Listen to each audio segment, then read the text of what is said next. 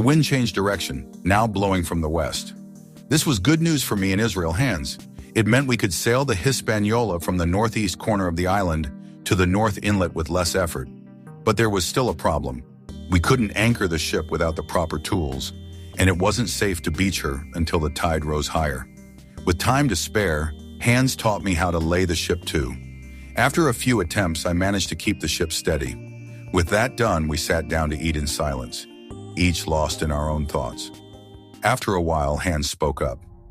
"Captain," he said with a strange smile, "what do you say we toss old O'Brien overboard?"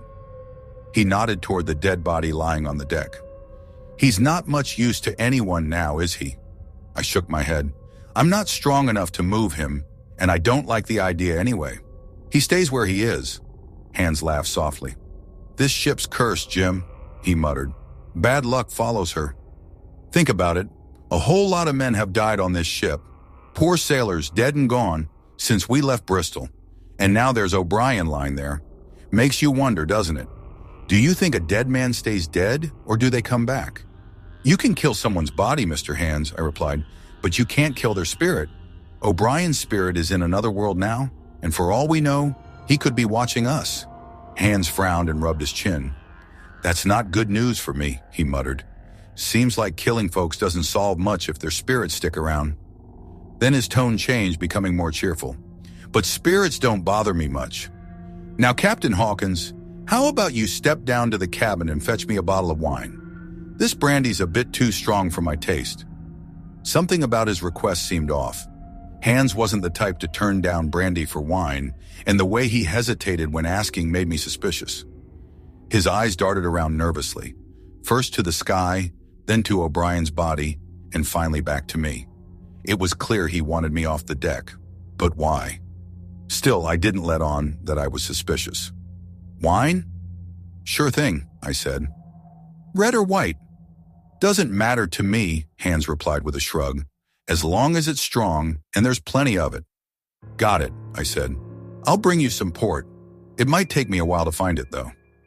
I stomped down the steps to the cabin, making as much noise as possible.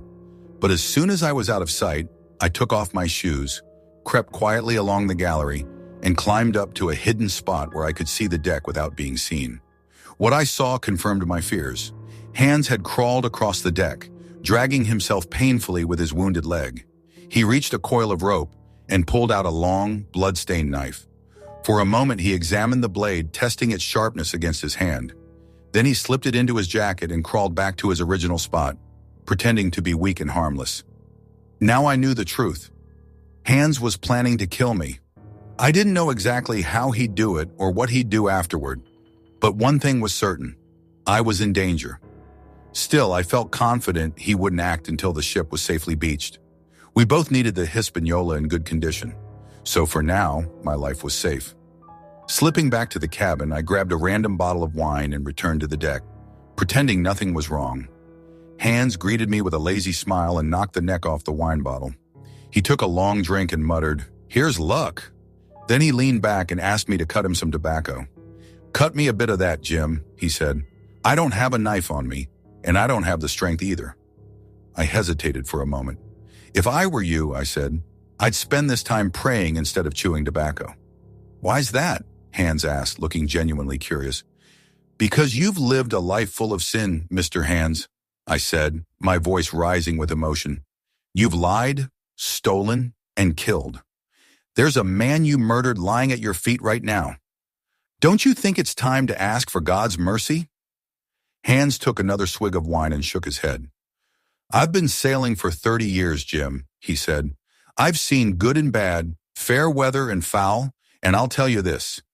Goodness never gets you anywhere. Dead men don't bite, and that's the only rule that matters." Suddenly his tone changed. "Enough talking. Let's get this ship beached. Take the helm, Captain Hawkins, and I'll guide you in." I did as he said, carefully steering the Hispaniola through the narrow entrance to North Inlet. The channel opened into a calm, sheltered bay surrounded by trees. "There's a nice spot," Hands said, pointing to a stretch of flat sand. "Beach her there, and we can tie her down until the tide comes back in." But as I focused on steering the ship, Hands made his move. I felt a shadow behind me and turned just in time to see Hans lunging at me with the knife. I let out a scream and jumped aside, releasing the tiller. The sudden movement caused the ship to jolt, and the tiller struck Hans in the chest, knocking him back for a moment. I took the chance to run, dodging across the deck as Hans came after me, knife in hand. Though he was injured, he moved surprisingly fast, his face red with fury. I climbed into the rigging, scrambling up the ropes as fast as I could. Hans followed, dragging himself upward despite his wounded leg. From my perch high above the deck, I aimed my pistol at him. "One more step, and I'll shoot," I shouted. Hans hesitated, then threw his knife at me. The blade struck my shoulder, pinning me to the mast. In shock, I fired both pistols. Hans let out a choked cry and fell backward, plunging into the water below. I watched as Hans sank beneath the waves, his body settling on the sandy bottom. A few fish darted past him, and the water grew still. He was dead, and I was safe, for now. I climbed down from the rigging, pried the knife from my shoulder, and tended to my wound. Though it hurt badly, it wasn't life-threatening. For the first time in what felt like forever, I was alone and in control of the Hispaniola. The tide was out, and the ship lay safely beached. I had survived another day, but I knew the real dangers of Treasure Island were far from over.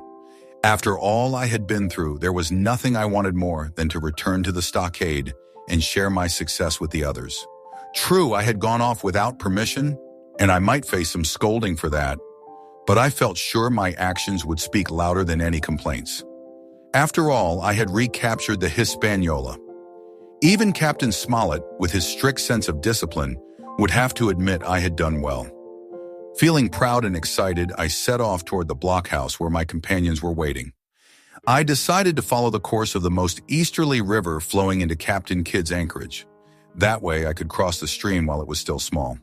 The woods were fairly open, so it wasn't hard to make my way along the lower slopes of the two-peaked hill on my left. Soon I reached the stream and waded across, the water only coming up to my calves. The crossing brought me close to where I had met Ben Gunn, the strange maroon sailor. Memories of that encounter made me more cautious. I scanned the woods carefully, watching for any movement as dusk began to settle. As I walked, I noticed a flickering glow in the distance, lighting up the cleft between the two peaks. It looked like someone had a fire burning. My heart raced. Could it be Ben Gunn cooking his supper? It seemed careless to light such a fire. It could easily give away his position to Silver and his men. The forest grew darker as night fell. The hills behind me and the tall peak of the spyglass grew faint in the shadows. I stumbled frequently over roots and bushes and fell into sandy pits, but I pressed on. Then a pale light appeared on the summit of the spyglass. The moon had risen. With its soft light to guide me, I quickened my pace. I was eager to reach the safety of the stockade. Sometimes I walked, other times I broke into a run. But as I approached the grove of trees near the blockhouse, I slowed down. The last thing I wanted was to be mistaken for an enemy and shot by my own friends. The moon climbed higher, its silver light falling through the gaps in the trees. But ahead of me, I saw another glow, red and hot, like the embers of a dying fire. It was coming from the direction of the blockhouse. I couldn't understand it.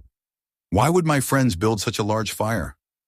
Captain Smollett had always been strict about conserving firewood. Unease crept over me. Had something gone wrong while I was away? Moving cautiously, I crept through the shadows until I reached the stockade. The western side of the clearing was bathed in moonlight, while the blockhouse and the rest of the clearing lay in darkness. On the far side of the house, I saw the remains of a massive fire, its embers glowing red against the night.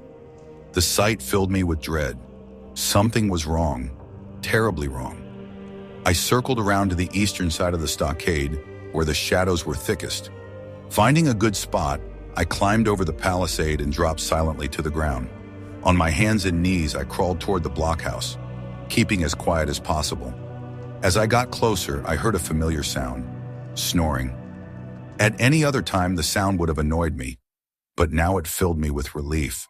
My friends were alive and asleep. Their peaceful snoring was like music to my ears, but it didn't take long for my relief to turn to frustration. The snoring made it clear that they weren't keeping watch. If Silver and his pirates had been creeping up instead of me, they wouldn't have stood a chance.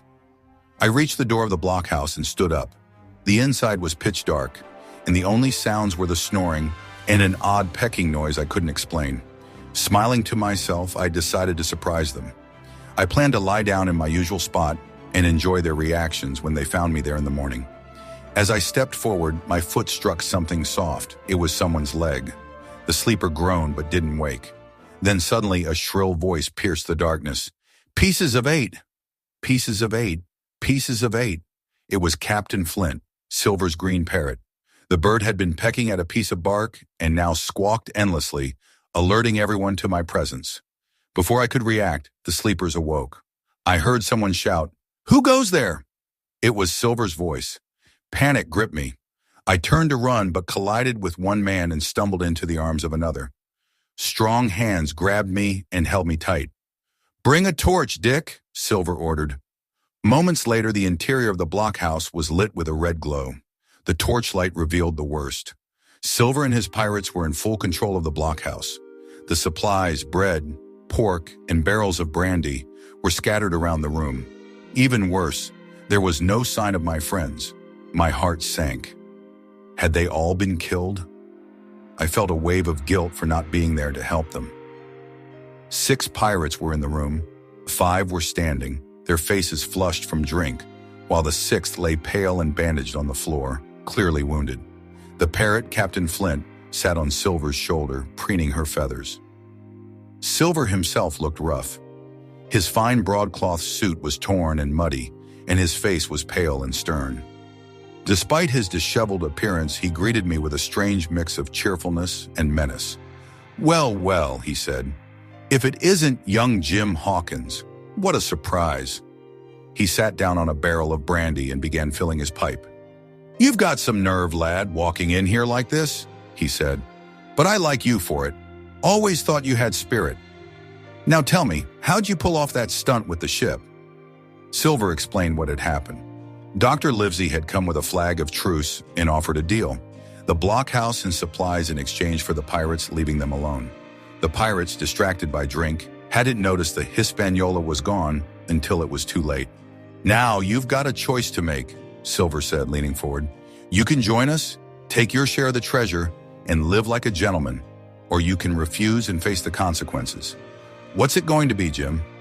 My heart was pounding, but I refused to show fear. I straightened up and said, "I'll tell you this.